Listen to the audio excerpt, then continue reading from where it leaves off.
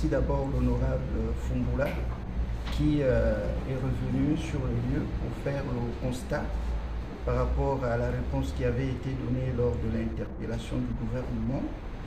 Il a constaté que la situation est restée la même depuis 2 mois. Est-ce que ça suscite une lueur d'espoir? Je suis un peu réservé, je ne sais pas si je dois dire oui ou si je dois dire non, mais j'espère simplement que cette deuxième visite de l'honorable va faire bouger les lignes. Peut-être revenir un peu sur l'état actuel. Quel commentaire faites-vous devant l'ensemble de ces médias, l'état actuel des archives? L'état actuel est connu de tout le monde. Les archives ont été installées ici depuis 1969. Nous sommes en 2025. En 1969, c'était dit solution provisoire. En 2025, c'est le provisoire qui perdure. Ce que nous attendons, c'est le relogement ailleurs parce que plus aucune condition n'est respectée. Humidité, chaleur, toit qui coule, autant de choses qui font que les archives ne soient plus en sécurité.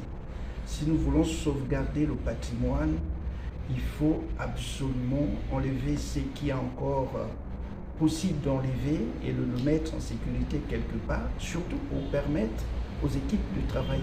Vous parlez uniquement de la sécurité des archives, mais qu'en est-il des conséquences à l'endroit du personnel? Bon, les conséquences, vous voyez, vous avez constaté sûrement qu'il n'y avait pas beaucoup de monde.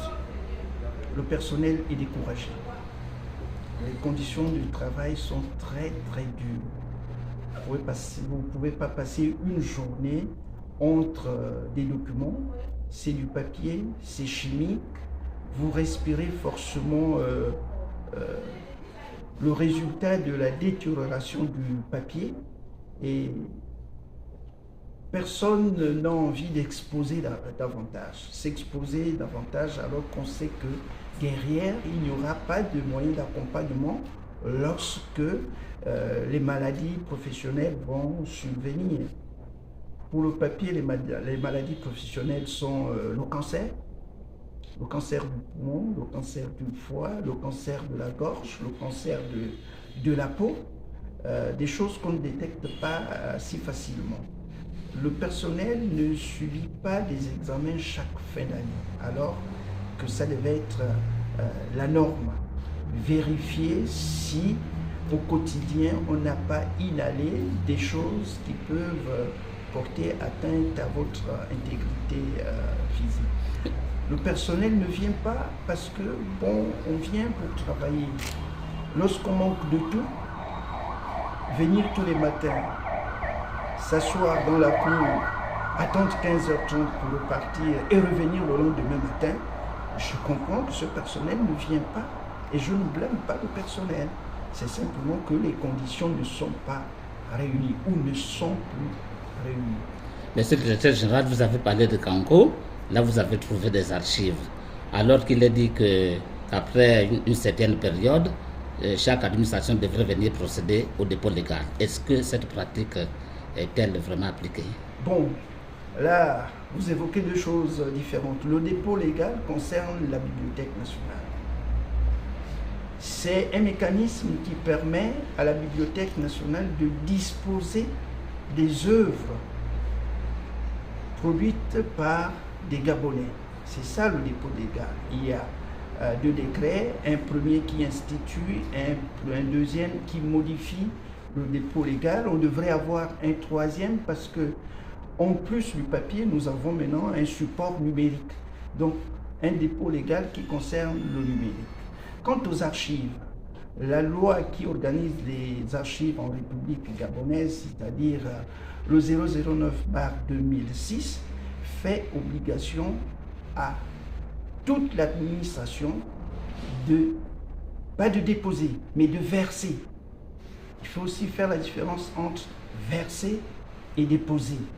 Un dépôt, c'est du vrac. Or, aux archives nationales, on ne doit pas trouver. Le vrac, On doit trouver des archives bien organisées.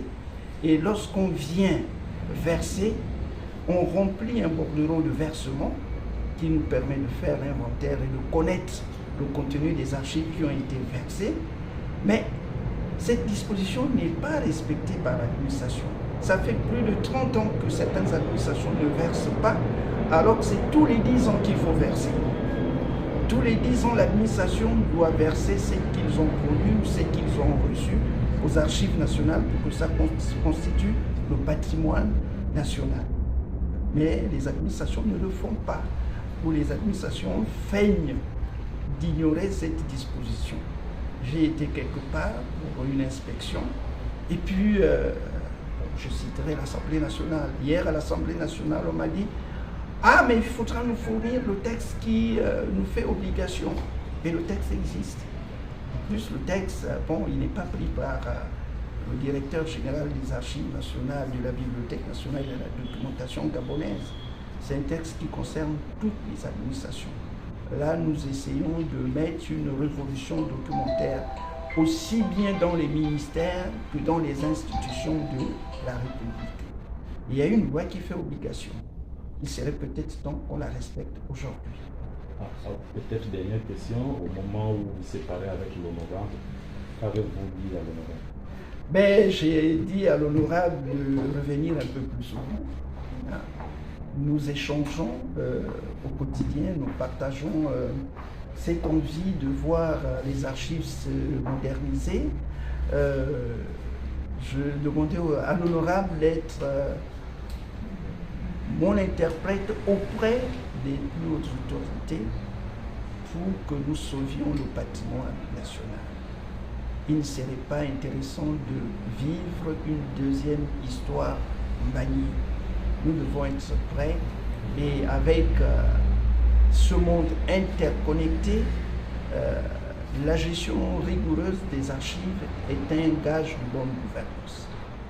Merci, M. le Président. Venir ce matin aux archives nationales. Bon, les motivations sont de deux ordres.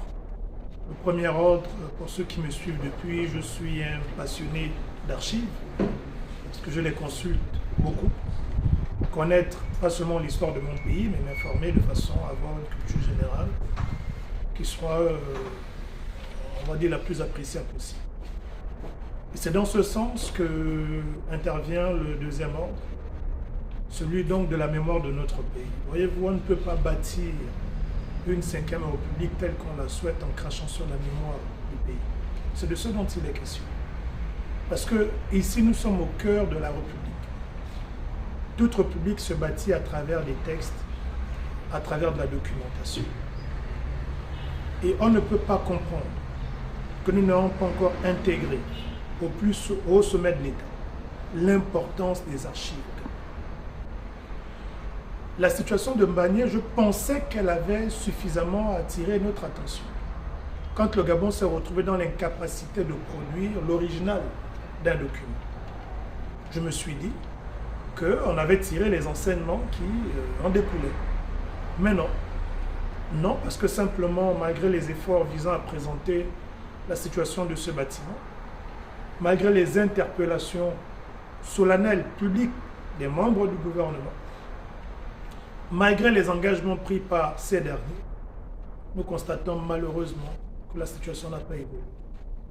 Comment expliquer, dans un pays qui se veut ambitieux, un pays qui crie haut et fort à la consécration de sa souveraineté, que celui qui est le gardien des reliques, la mémoire de notre pays, se retrouve dans cet état? Quand vous allez dans les villages, les personnes les plus respectées, ce sont souvent ceux qui sont les gardiens des reliques, même dans les familles. Et on se bat dans la famille à donner les meilleurs moyens possibles à ces derniers pour qu'ils puissent convenablement remplir leur mission. Mais ce que nous constatons ici, malheureusement, c'est tout le contraire. De toutes les administrations, je suis sûr et certain, par rapport à leur importance, la Bibliothèque nationale et les archives nationales sont l'administration, je pense, et je peux me tromper, la moins bien nantie, tant en matière de son budget qu'en matière de la considération que l'État, que cela part de la présence de la République à son gouvernement, accorde à la mémoire nationale. Donc il faut que les choses changent. Il est important d'établir en priorité les archives de notre pays, parce que c'est l'histoire de notre pays. Donc ce sont autant de raisons qui motivent ma présence ici, parce que c'est un engagement que j'ai pris et que je compte tenir jusqu'à ce que la situation puisse s'améliorer. Merci.